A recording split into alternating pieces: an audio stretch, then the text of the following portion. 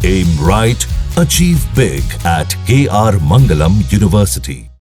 बिहार में विधानसभा चुनाव को अब कुछ ही महीने बाकी रह गए हैं, लेकिन उससे पहले ही बेखौफ बदमाश तांडव मचा रहे हैं। बिहार में हर घंटे किसी न किसी जिले से क्राइम की खबर आ ही रही है। रोहतास में पुलिस टीम पर दबंगों का हमला हुआ है। थाने के सामने ही दरोगा का कॉलर पकड़कर खींचा गया। तो मुजफ्फरपुर में पुलिस की मौजूदगी में पथराव हुआ है। महावीरी झंडा जुलूस पर मस्जिद के सामने पथराव हुआ है। दरभंगा की बात करें तो रहमान ने हिंदू लड़की को किडनैप किया। काम हो गई। हाँ देखो तो दरोगा के खींच के ले बताओ भाई, बताओ कि क्या एक स्थिति हुई, क्या स्थिति हुई। बिहार में पुलिस से पिट जा रही है। थाने के अंदर भी नीतीश की पुलिस खुद सुरक्षित नहीं है, तो भला जनता की सुरक्षा क्या होगा। दबंगों के हौसले इतने बुलंद है। दिनारा थाने के ठीक सामने दारोगा का कॉलर पकड़कर खींचा गया। दारोगा पर दनादन लाठी डंडे भी चलाए गए।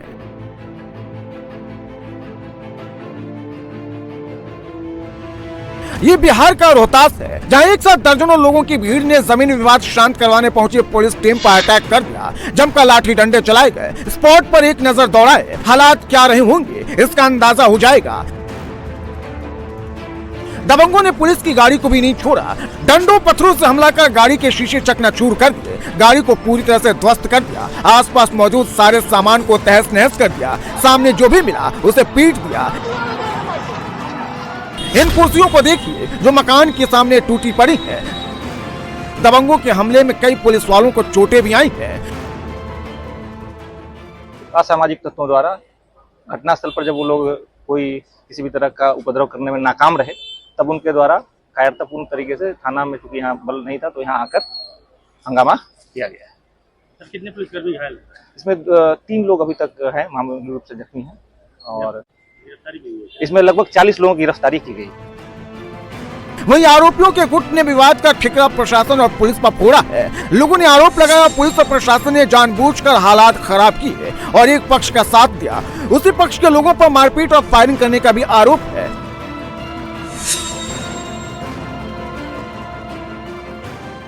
यहाँ पेट में गोली लगा हुआ है। कितने लोग घायल? एक आदमी को गोली लगा है। अच्छा। वो सासाराम रेफर हो गया है। अच्छा, फिर क्या हुआ? फिर हुआ जब गोली लगा तो सतमीज उसको लेके यहाँ पर गए, हम लोग यहाँ पर गए, तो यहाँ पर हम लोग लखेत लखेत कमान लगे। देखिए वहाँ पर कितना प्रशासन है। अभी दिखाइए वहाँ पर। तो ईट पत्थर क्यों चला है? ईट पकड़ के प्रशासन हम लोग लखेत लखेत के मार रहा था। प्रशासन गोली चला रहा था। और उधर बबुआ जी के दुआ से बहुत सारा गोली चला हुआ है। लगभग हमको लगता है कि 20-30 फाइट चला हुआ होगा। दरअसल गांव की एक जमीन को लेकर 2 गुट में 2011 से ही कोर्ट केस चल रहा है, जिसमें कोर्ट ने एक गुट के पक्ष में फैसला सुनाया, जिसके बाद जीतने वाले गुट ने कोर्ट के आदेश पर विवादित जमीन पर धान रुपाई शुरू कर दी, जिसका विरोध दूसरे पक्ष ने किया, जिसके बाद बहस और मारपीट शुरू हो गई। विवाद में पुलिस की एंट्री होते ही दबंगों ने पुलिस टीम पर अटैक कर दिया। पुलिस अब पूरे मामले की जाँच कर रही है। रोहतास में पुलिस टीम पर अटैक हुआ तो मुजफ्फरपुर में हिंदुओं की झंडा यात्रा पर मुस्लिमों ने पत्थर बरसा दिए।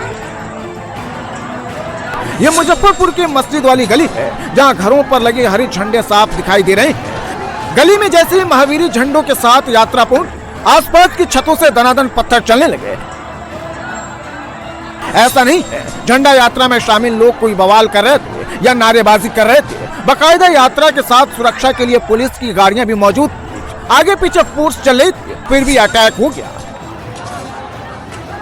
छतों से पत्थर चले, फिर आमने सामने की भी जंग शुरू हो गई।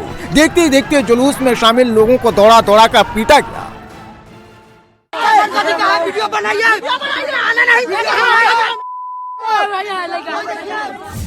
भयंकर पत्थरबाजी में किसी का सिर फूटा तो किसी का हाथ टूटा। पुलिस एसएचओ का भी सिर फूट गया।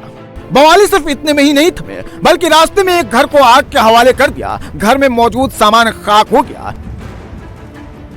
ये सब हुआ मुजफ्फरपुर के मीनापुर गांव में, जहां हर साल की तरह इस साल भी महावीरी झंडा यात्रा निकाली गई, तो यात्रा पर पत्थरों से हमला हो गया। पिछले साल भी इसी रूट पर 2 पक्षों के बीच बवाल हुआ था, जिसके बाद इस साल पुलिस पूरी अलर्ट थी। महावीरी जुलूस को पुलिस सुरक्षा में निकाला गया, लेकिन बिहार में बवालियों को यूपी वाला खौफ नहीं है। दंगाइयों ने पुलिस के होते हुए भी हिंदुओं की यात्रा पर हमला बोल दिया। बाद में बड़ी संख्या में पुलिस फोर्स पहुंची। प्रशासन के आला अधिकारी भी खुद कैंप कर रहे हैं। साथ ही बवालियों की पहचान भी शुरू कर दी गई है। जो जुलूस है उसके साथ में फोर्स थी।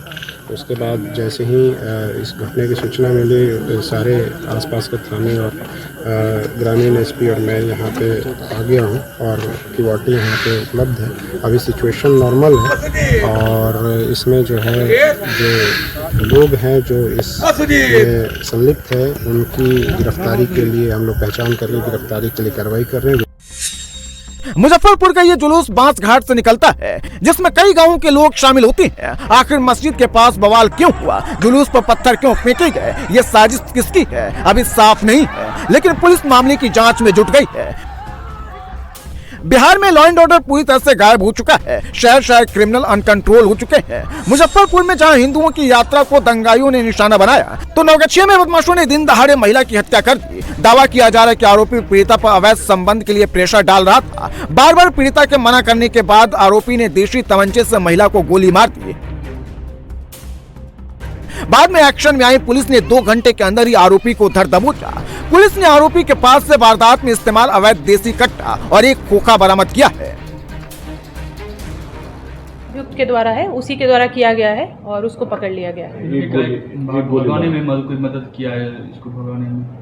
अभी तो ये अनुसंधान का पार्ट है, ऐसा कुछ सामने आया नहीं है, बट हम लोग अभियुक्त से भी पूछताछ कर रहे हैं और किसी की संलिप्तता होगी तो उस पर भी आगे कार्रवाई होगी। बिहार में अपराधी किस तरह से बेखौफ है, उसकी बानगी रोहतास में मिली है, जहां पुलिस पर अटैक हो गया। तो दरभंगा में दिन दहाड़े मार्केट में नाबालिग हिंदू लड़की का अपहरण हो गया। ये बाइक सवार बदमाश हिजबुल रहमान उर्फ आरजू है। देखिए किस तरह लड़की को हाथ पकड़कर घसीट रहा है। जबरदस्ती उठाकर बाइक पर आगे बैठा लेता है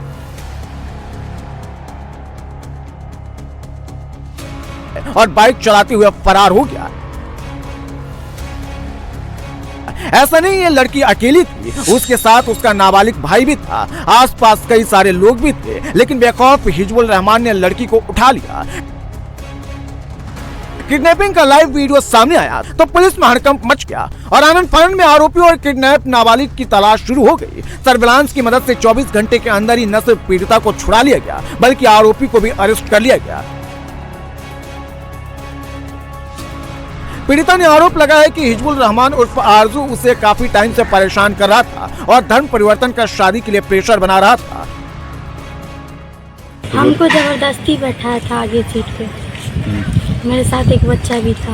आपको लोग वहाँ पे देखा था, विरोध? हाँ, बहुत आदमी देखा था, पर उसको सबको सिखा दिया कि नहीं कोई कुछ किसी को मत बोलो। मोती का लड़का। क्या नाम है? आरजू हिजबुल रहमान। और धर्म परिवर्तन के लिए कौन बोला था? आरजू बोला था। क्या बोला था? मुसलमान बनना हो। आरजू धमकाया कि अगर तुम ऐसा नहीं बोलोगे तो तुमको मार देंगे, तुम्हारा परिवार नष्ट कर देंगे। क्या बोलने के लिए कहा गया था? कि तुम बोलो कि हम अपनी मर्जी से आए, हम इसी के साथ रहेंगे।